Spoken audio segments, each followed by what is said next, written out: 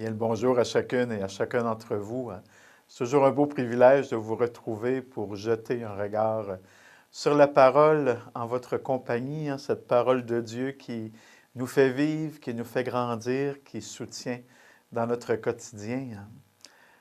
Vous savez, pour beaucoup, j'arrive d'un pèlerinage en France, dans les terres de Normandie, où j'ai eu le beau privilège d'accompagner un groupe afin de mettre nos pas dans ceux de Saint François de Laval, de Sainte Marie de l'Incarnation, Sainte Thérèse de Lisieux et ses parents, Louis et Zélie Martin, qui sont canonisés. C'est le seul couple dans l'histoire de l'Église qui a été canonisé. Donc, ça s'est vécu en 2014. C'est quand même assez récent dans notre histoire, où il y avait une année de la famille à Rome. Et à la fin de cette année, le pape François a canonisé Louis et Zélie Martin, des modèles pour notre Église d'aujourd'hui, pour nos familles d'aujourd'hui, bien sûr. Je viens d'en glisser un petit mot aujourd'hui, faire ce bout de chemin avec cette figure qu'a Sainte Thérèse de l'Enfant Jésus ou Sainte Thérèse de Lisieux ou la petite Thérèse. On lui donne bien des noms à Thérèse. Et dans son expérience de vie, elle a vécu différents moments marquants, même si elle est morte quand même très jeune. Elle n'avait que 24 ans à son décès. Elle était entrée au Carmel de Lisieux à l'âge de 16 ans. Et donc, 8 ans plus tard déjà, elle décédait de la tuberculose. Thérèse qui a laissé un témoignage de foi très percutant dans notre Église. C'est l'une des saintes les plus populaires avec François d'Assise. Thérèse de Lisieux, cette jeune religieuse qui n'a pas fait beaucoup de vagues, qui a vécu un quotidien très humble et très simple, qui s'est laissée toucher beaucoup par l'incarnation de Jésus. La raison pour laquelle elle a choisi ce nom comme religieuse, Thérèse de l'Enfant Jésus, parce qu'elle a reconnu ce Jésus qui s'est fait petit, qui s'est fait humble dans son incarnation. Je trouve ça beau puisqu'on est en plein mois de décembre, où nous aussi, nous célébrons en Église cette naissance de Jésus. Ce Jésus qui s'est fait petit enfant pour nous rappeler la grandeur de son amour pour chacune et chacun de nous autres. Je me permets d'aller puiser d'abord dans un livre que Thérèse a écrit elle-même, Histoire d'une âme. C'est sa sœur qui était à ce moment-là chef des novices et prieur au monastère, qui avait demandé à sa jeune sœur d'écrire en quelque sorte ses mémoires, d'écrire ce qu'elle avait vécu dans son enfance, autant dans leur maison à Alençon, où Zélie et Louis Martin ont vécu. Zélie Martin est décédée très tôt dans la vie de Thérèse. Thérèse n'avait que 4 ans et demi quand sa mère est décédée.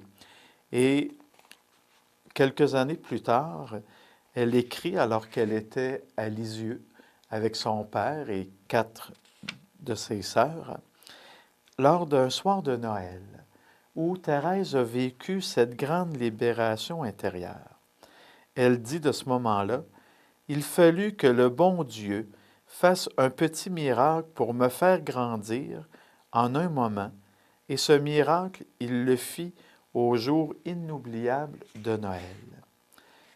En cette nuit où il se fit faible et souffrant par son incarnation, où il se fit faible et souffrant pour mon amour, il me rendit forte et courageuse. Ce fut le 25 décembre 1886 que je reçus la grâce de sortir de mon enfance. En un mot, la grâce de ma complète conversion. » Thérèse, donc, dans cette nuit de Noël toute particulière, a saisi au plus profond, au plus intime d'elle-même, que Jésus, par son incarnation, en devenant un petit enfant, en se faisant humble, pauvre, semblable à nous, l'appelait elle-même à sortir de son enfance pour entrer dans un cheminement avec Jésus, pour entrer dans une réelle relation avec lui. Tel est ce beau message de Noël pour nous autres aussi. Noël, bien sûr qu'on se rappelle la naissance de Jésus, mais c'est davantage que tout simplement se rappeler sa naissance. À Noël, il faut aller au-delà et plus loin que le petit Jésus de la crèche. Ça vient nous rappeler, Noël, que Dieu, encore aujourd'hui, dans notre vie, en ce Noël 2024, se fait l'un de nous. D'un Dieu qui ne veut pas se faire mettre en dehors de notre monde, de notre société. Et nous sommes invités, comme Thérèse, à accueillir Jésus dans la simplicité de notre vie, dans l'ordinaire de notre vie, pour qu'il vienne nous révéler toute notre grandeur d'être, notre dignité intérieure. On n'est pas n'importe qui pour Dieu. Il veut être en relation intime avec toi, avec ce que tu vis dans ton quotidien.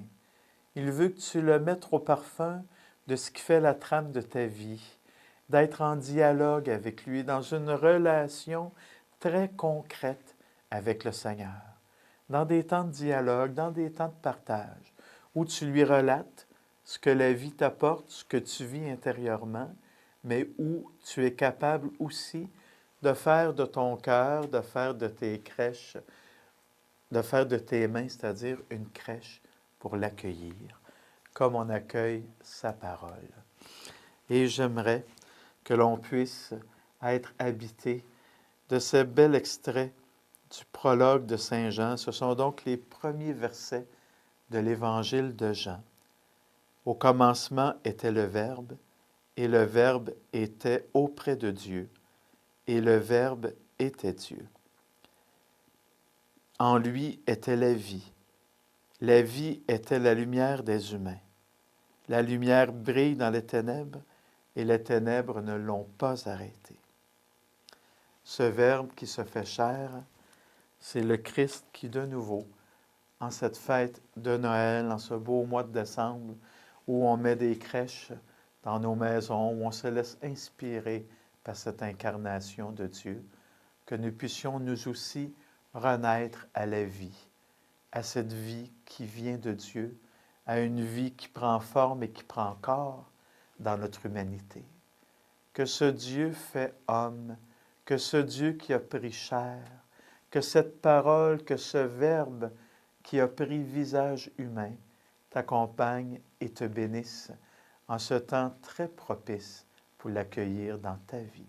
Qu'il soit avec toi, lui qui est Père, Fils et Esprit Saint. Bon mois de décembre, belle préparation à Noël.